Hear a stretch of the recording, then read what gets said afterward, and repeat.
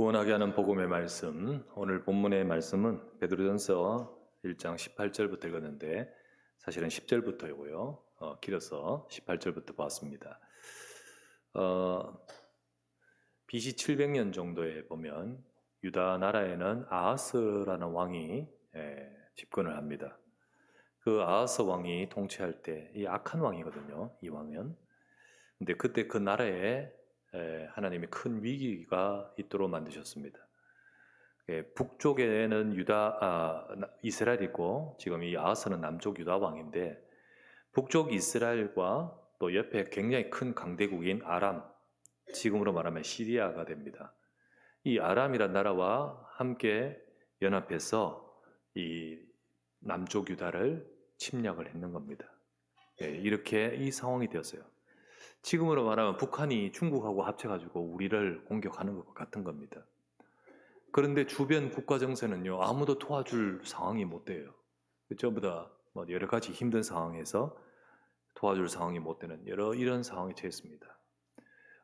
이 머리를 많이 돌리죠. 어떻게 하면 이것을 해결할 수 있을까? 어떻게 하면 좋을까? 그렇게 고심에 빠져 있는 이 아하스 왕에게 하나님이 선지자를 보내십니다. 그때 선지자가 이사야입니다. 이사야가 가서 아하스 왕에게 하나님이 이런 상황에서 당신의 다윗의 이 집에 은혜를 주실 것이다. 그러니까 하나님 앞에 은혜를 구하고 징조를 구하라. 근데 이 아하스 왕은 그 말이 들리지 않습니다. 그러니까 표현은 겸손하게 표현합니다. 저는 하나님께 시험하지 않겠고 징조를 구하지 않겠습니다.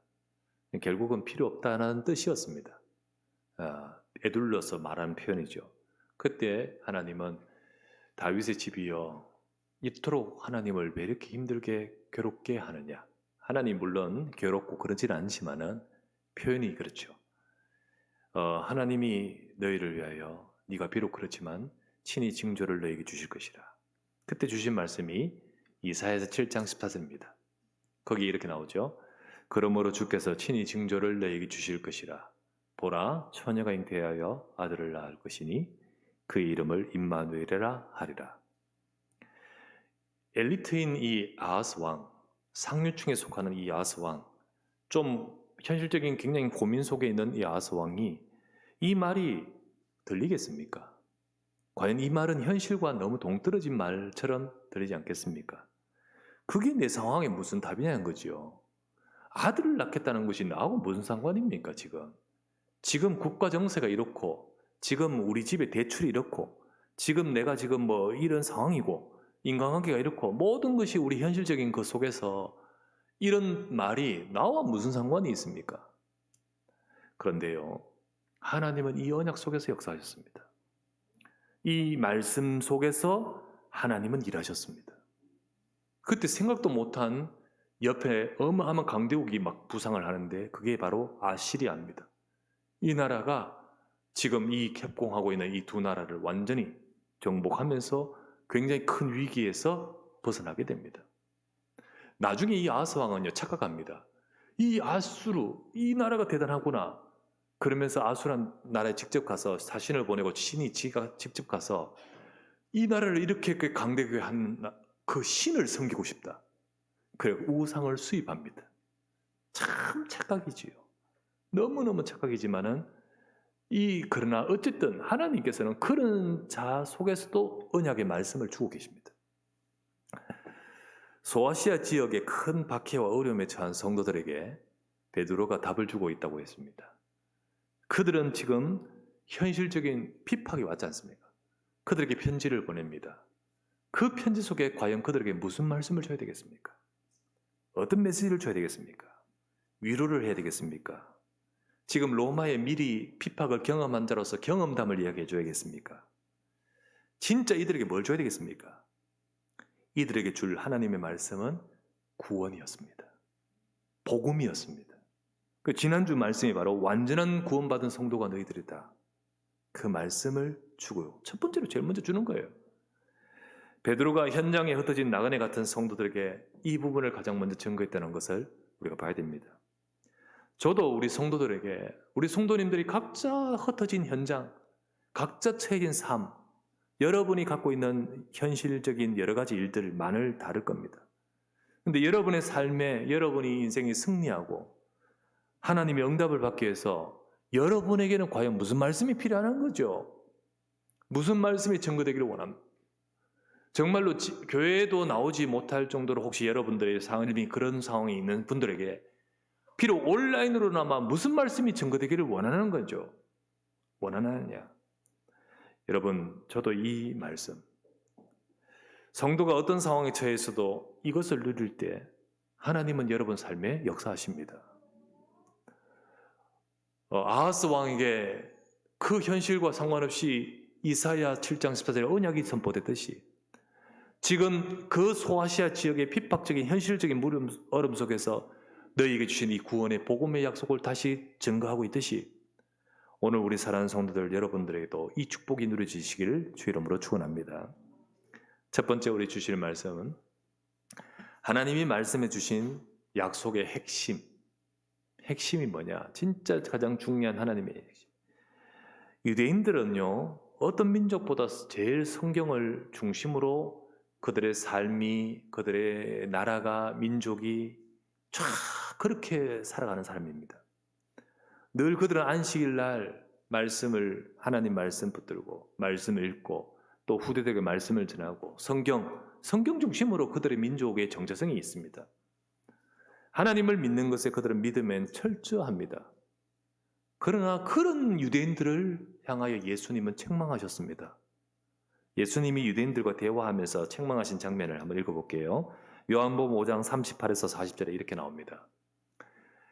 그 말씀이 너희 속에 거하지 아니하니 이는 그가 보내신 이를 믿지 아니함이라. 너희가 성경에서 영생을 얻는 줄 생각하고 성경을 연구하거니와 이 성경이 곧 내게 대하여 증언하는 것이라. 그러나 너희가 영생을 얻기 위하여 내게 오기를 원하지 아니하는도다. 성경에서 영생을 얻는 줄 생각하고 열심히 성경을 연구하지만은 사실 성경의 본질을 놓치고 다른 것으로 그들은 성경 열심히 배우고 있는 거예요. 다른 것. 그래서 그들은 열심히 믿고 성경 열심히 익히고 있지만은 이스라엘 백성은 계속 재앙 속에, 계속해서 그들의 인생은 문제 속에 있을 수밖에 없었습니다. 유대인처럼 사람들이 성경을 보면서도 본질이 아닌 다른 것을 붙들고 믿을 수 있습니다. 우리가 다른 것을 붙들 수 있다는 거죠. 하나님은 성경에서 구원의 언약을 포커스로 하여 말씀을 주고 계십니다. 10절부터 12절 말씀을 한번 보십시다. 10절부터 12절. 자, 한번 같이 읽어보십시다. 같이 합독해서 읽어보십시다. 시작. 이 구원에 대하여는 너에게 이 말 은혜를 예언하던 선지자들이 연구하고 부지런히 살펴서 자기 속에 계신 그리스도의 영이 그 받으실 고난과 후에 받으실 영광을 미리 증언하여 누구를 또는 어떠한 때를 지시하는지 상고하니라. 이 섬긴 바가 자기를 위한 것이 아니요 너희를 위한 것임이 계시로 알게 되었으니 이것은 하늘로부터 보내신 성령을 힘입어 복음 전하는 자들로 이제 너희에게 알린 것이요 천사들도 살펴보기를 원하는 것이니라. 우리가 지난주 말씀 구원에 대해서 말씀하였는데 이어서 우리 10절 말씀에 보니까 이 구원에 대하여 성경이 기록되어 있다는 거예요. 이 구원에 대해서 성경이 말씀한다는 거예요. 그렇게 오랫동안 선지자들이 하나님의 말씀을 받고 그 구원을 증거한 것이 구약 선지자들입니다. 그리고 그 선지자를 통하여 이 구원에 대해서 집중해서 말씀하신 것이 성경입니다. 예수님 말씀하셨죠? 너희가 성경에서 영생을 얻는 줄 알고 성경을 연구하지만은 이 성경은 실제로 구원에 대해서 누구에 대해 말했다고요? 내게 대해 증언하는 것이라. 그 구원의 핵심은 그리스도의 언약입니다. 그런데 유대인들은 이걸 모르고 열심히 성경을 배우듯 사람들이 하나님을 알고자 인생의 답을 찾고자 성경을 배우려고 하는 자들이 많습니다. 또 막상 인생의 삶의 여러 가지 힘든 일 속에서 뭔가 답을 찾고자 배우려고 또는 익히려고 하는 자들이 있습니다. 소식을 들으니까 연예계 속에서도 우리 또 그쪽의 분야에 일하시는 분 소식을 통해 들으면서 목사님 기도해 주십시오.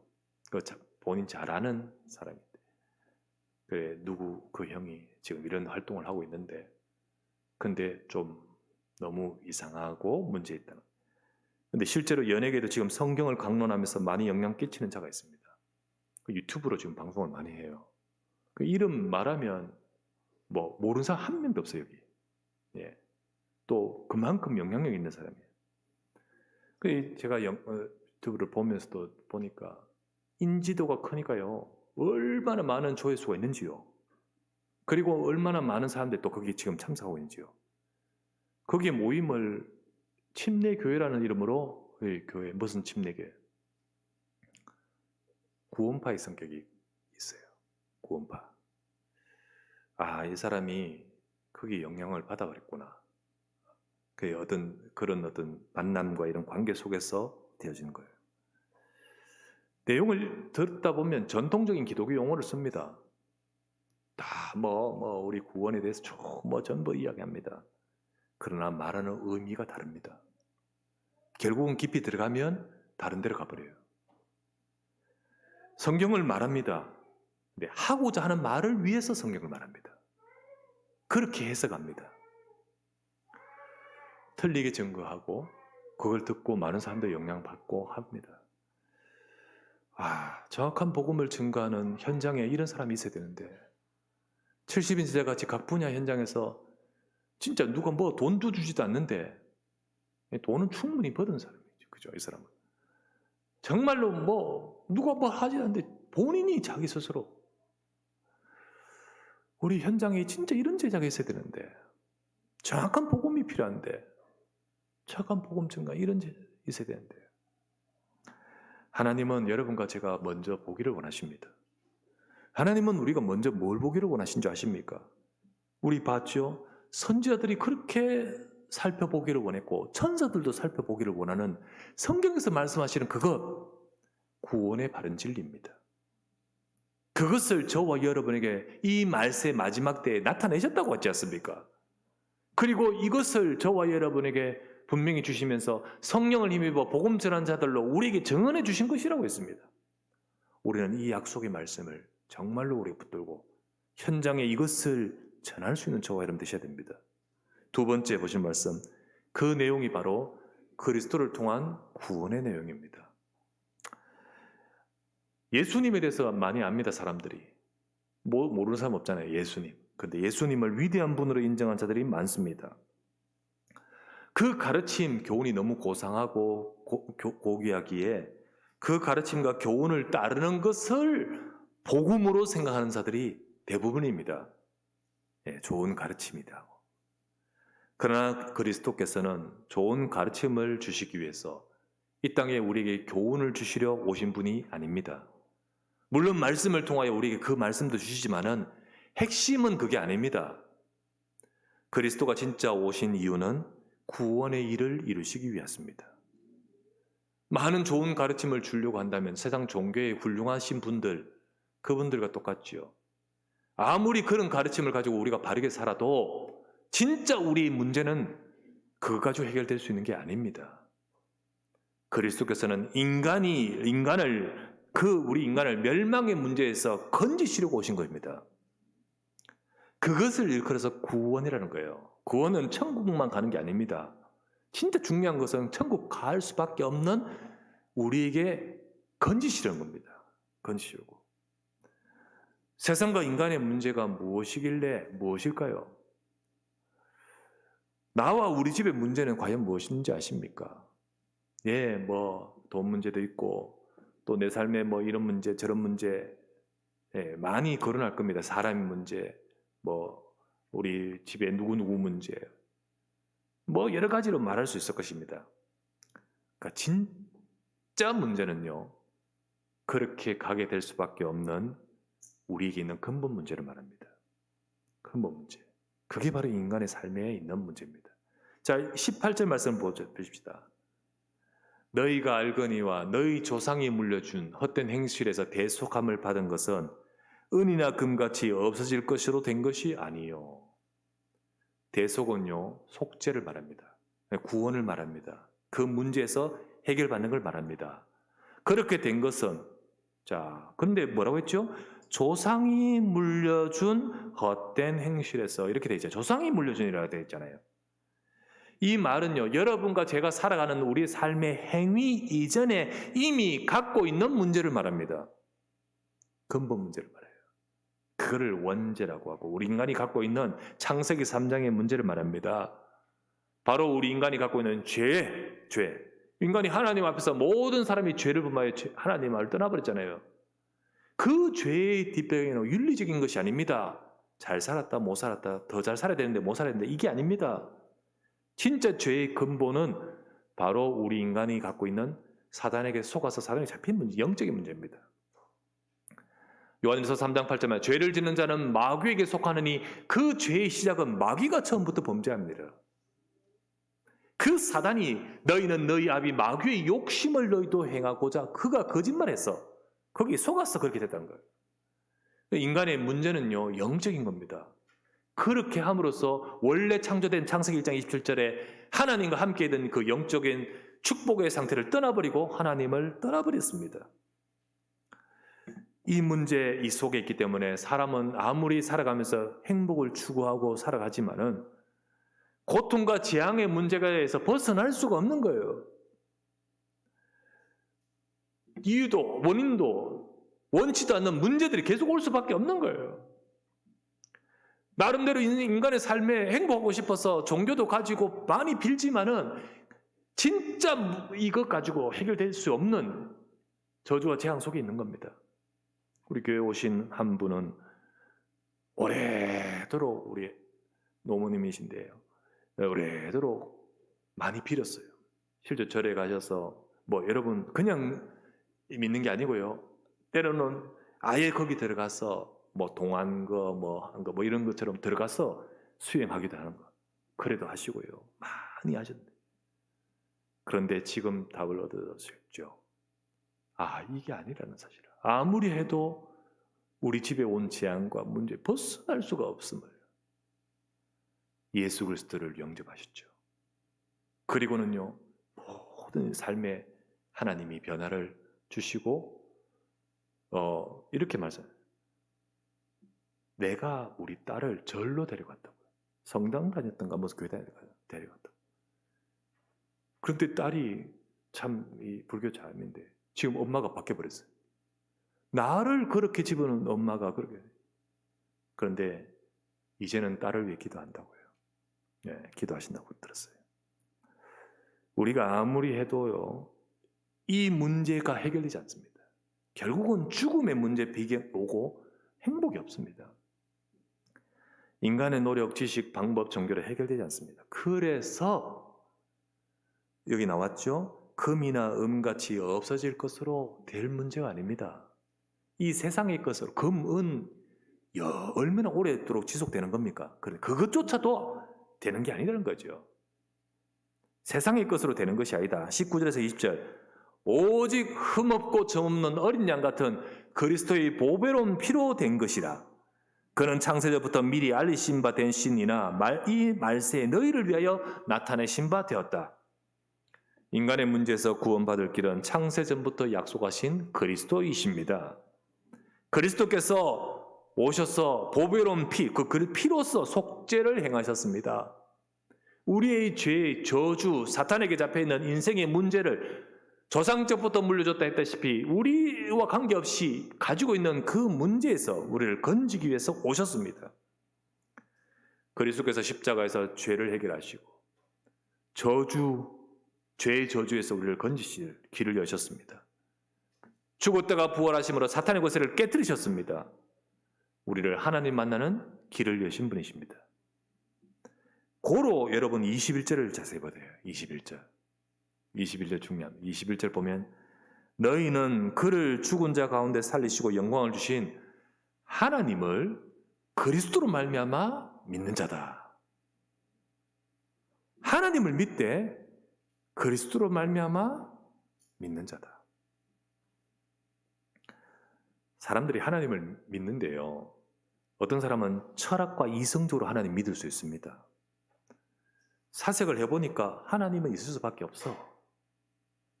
신은 있을 수밖에 없어. 라고 하면서 하나님 믿습니다. 어떤 사람은 양심적으로 하나님 믿습니다. 윤리적으로 하나님 믿습니다. 어떤 사람은 종교적으로 믿을 수 있어요. 하나님을. 여호와 증인 하나님 믿는다 합니다. 모슬렘 하나님이라 같은 분으로 하나님 믿습니다. 여러분, 세상에는요 각 종교, 각 민족의 그 하느님, 그 갓, 뭐 고트, 디오스, 디오, 뭐 상트, 뭐 등등 전부 신을 지칭하는 하나님을 있습니다, 여러분. 우리나라만 특별해요. 우리나라만 하느님을 그냥 그런 개념으로 하나님 그 여호와를 쓰지 말고 다른 이름으로 쓰자 해서 하나님이라 바꿔 있습니다. 영어로는 같아요. 근데 대문자로 쓰죠. 근데 보통은 그냥 같아요, 전부 다. 근데 하나님 믿는다고 합니다. 믿으면서 종교적으로 믿을 수 있어요. 그러나 여러분, 심지어는요 우상을 갖다 놓고 하나님을 믿습니다. 출애굽기 32장에 보면 금송아지를 만들어 놓고 뭐라고 하는지 아십니까? 우리를 애굽에서 건져낸 하나님이다 라고 말합니다. 그렇게 식으로 믿습니다. 그렇게 믿을 수 있어요. 그런데 진짜 믿는 거냐? 진짜 하나님을 만나는 거냐? 아니라는 거예요. 여러분, 그것이 아무리 그 믿음이 진실된다 할지라도, 정말 간절하다 할지라도, 그렇게 한다 할지라도 하나님을 만나는 믿음 아닙니다. 여기 나오죠? 우리 신념일 뿐이지 하나님의 구원의 언약이 아닙니다. 하나님을 믿되 뭐라 돼 있죠? 그리스도로 말미암아 믿는 자라고 했잖아요. 구원이 없습니다. 하나님과 관계가 없습니다. 본인은 하나님 믿는다고 열심히 하나님 부르지만은 우리가 어떤 것으로도 하나님께 나갈 수 없는 우리 죽은 상태입니다. 그렇기 때문에 그리스도를 보내신 겁니다. 근데 그리스도가 아닌 우리 스스로의 종교성으로 하나님을 열심히 믿지만은 사람들이 하나님 믿는다고 우상 숭배하고 종교 가지고 양심적으로 이성적으로 모든 것을 하지만은 결국은 하나님 만나지 못합니다. 그건 우리 영적 상태이기 때문이에요. 교회에 와서도 내가 하나님 믿는다 하지만 복음을 모른다? 여러분, 안 됩니다. 그리스도로 말미암아 믿는 자니. 그래서 우리는 오직 복음돼야 될 줄 믿습니다. 그리스도가 오셔서 하나님을 만나고 하나님 앞에 나갈 수 있는 길을 여셨습니다. 그것이 바로 하나님께서 우리 주신 복음, 그리스도께서 이루신 복음의 내용입니다.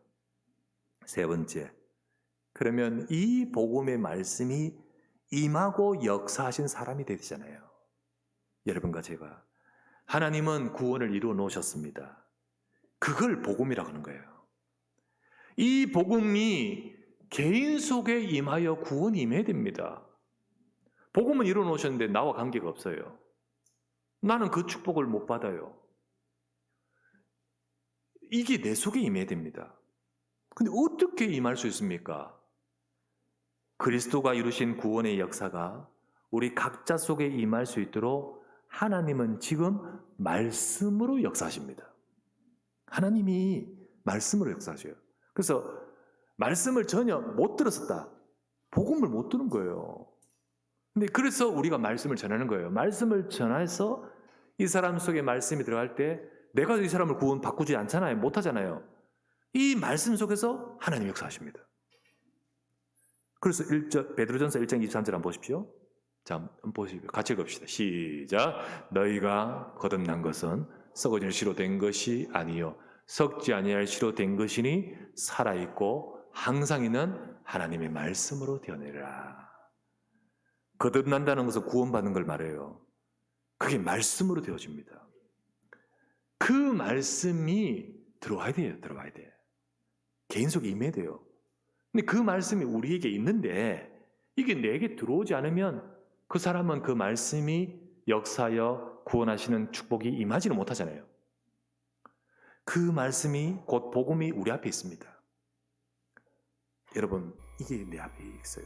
그런데 이게 내 속에 들어오지 않는 우리에게 달렸죠. 로마서 10장 8절에서 9절에 다 그래 나옵니다.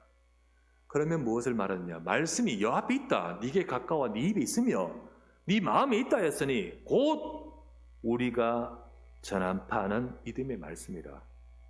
근데 이 말씀, 네가 만일 네 입으로 예수를 주로 시인하며 하나님께서 그를 죽은 자 가운데 살리신 것을 믿으면 네가 구원받는다. 있습니다. 우리 앞에, 네 앞에 있고 네 입에 있고 지금 우리가 지금 전하는 네 앞에 떨어진 이 말씀이다. 이 말씀이 네 속에 들어와서 네가 그를 믿으면, 고백하면 네 속에 이 축복이, 구원이 만나는 거죠. 여러분, 락앤락 통이 얼마나 성능이 좋은지 몰라요. 그런데요, 암만 똑똑똑똑 달아놓고 물에 던져놓으면요, 물 안 들어갑니다. 물은 엄청 많아요. 태평양 중간에 딱 떨어져요.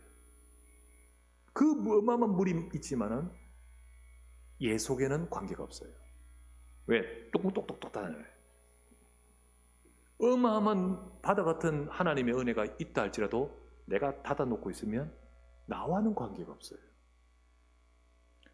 그래서 볼지라 네 마음의 문을 열고, 내가 문 밖에서 두드리면 네 마음의 문을 열고 영접하면 내가 네 속에 들어가겠고, 그렇게 말씀하시잖아요. 결국은 이 말씀이 우리 속에 임하여야 됩니다. 그럴 때 우리 인생에 거듭났다라고 표현했다시피 영적인 변화가 있습니다. 개인에게 이 역사가 임해 있어야 됩니다. 이거 있어야 돼요. 이것이 진짜 내게는 됐는지 짚고 넘어가야 됩니다. 다른 건 대충 할 수 있어도 진짜 이거는요, 대충 넘어가면 안 되는 거예요. 그 삶 속에서 대충 할 것도 있고 짚고 넘어가야 될 것이 있잖아요. 전에도 말했다시피 집을 매매하는데 전세를 들어가는데 대충 합시다. 그냥 찍어 푹푹푹. 그러면 큰일 나죠. 따져봐야지. 이 집 네 집 맞니? 너 그 사람 맞니? 이거 딴 거 문제 없니? 그리고요, 딱 확인하고 막 찍어야지. 안 그렇습니까? 대충 할 게 있고 대충 안 할 게 있지. 그거는 대충 안 하고 딱 눈여겨보는데 그 가장 중요한 우리의 영혼이 달려있는 이거를 대충 하면 되겠지 아니죠. 아니죠. 우리가 정말로 이 복음의 말씀이 네게는 있냐는 거죠. 우리 자녀들이 어릴 때니까 따라하고 거기 교회 가자 하면서 하는데 내가 이게 확실치 않으니까 내 자녀 확실치 않아. 그냥 가고 하니까 그냥 순응할 뿐이지. 그러다가요, 자기 주체성을 딱 주장하는 사춘기 딱 오면요, 근데 우리가 알잖아요. 어른이 우리 겪어봤으니까 그 사춘기 때 생각하는 게 전부 미수가 그래요. 미수. 아직은 완성이 되지 않아요. 그런데 문제는 뭐냐, 자기 주장이 강해질 때예요. 그때는요, 그 전에 그렇게 했던 것 거부하는 게 생깁니다. 말씀이 정말로 안 들어가 있으면 거부하는 생겨버려요. 자연스럽게 사단이 그걸 역사해요. 역사해버립니다. 그렇게 되겠지요. 하지만 그것도 과정이기에 오래 기도하면 하나님이 역사하실 것입니다. 여러분, 이 말씀은 영원합니다. 하나님 말씀은 영원해요. 세상은요, 풀, 꽃처럼 멋지다, 아름답다 하지만 영원하지 않습니다. 하지만 말씀은 영원하다 했어요. 그 말은요, 그때 역사하신 말씀은 지금도 역사하실 줄 믿습니다. 그겁니다. 24절에서 25절 말씀 보세요. 그러므로 모든 육체는 풀과 같고 모든 영광은 풀의 꽃과 같으나 풀 마르고 꽃은 떨어져 버립니다. 없다 그거. 하지만 주의 말씀은 세세토록 있도다 하였으니 너희에게 전한 이 복음이 곧 이 말씀이니라. 이 말씀 영원하다. 이 복음이다. 이 말씀은 지금도 역사한다는 거죠. 여러분, 우리가 낙심하지 마십시오. 여러분 상황에서 여러분과 저는요, 다른 것이 아니라 말씀을 붙드세요. 아하스 다시 돌아가서 이 말씀이 안 들리지요. 하지만요, 은혜를 주셔서 이 말씀을 주셨습니다. 그 속에 하나님이 역사하시듯 우리가요, 여러분이 듣지만은 내 앞에 있지만 내 입에 있지만 나는 이 말씀이 들리지 않을 때는 이게 내게 은혜가 아니잖아요. 하지만 여러분과 제가 조금만 우리의 생각이 아니라 하나님 앞에 서서 말씀을 붙들 때 그걸 잡고 기도하면 하나님은 지금도 역사하시고 성취하실 줄 믿습니다. 이 역사와 이 축복이 여러분에게 함께 하시기를 주의 이름으로 축원합니다. 하나님, 오늘도 구원하게 하는 복음의 말씀이 우리 성도들 또 우리 렘넌트들 우리 모든 우리 한 명 한 명의 하나님 백성들에게 임하시고 역사해 주시옵소서. 우리 구주 예수 그리스도의 이름으로 기도드리옵나이다. 아멘.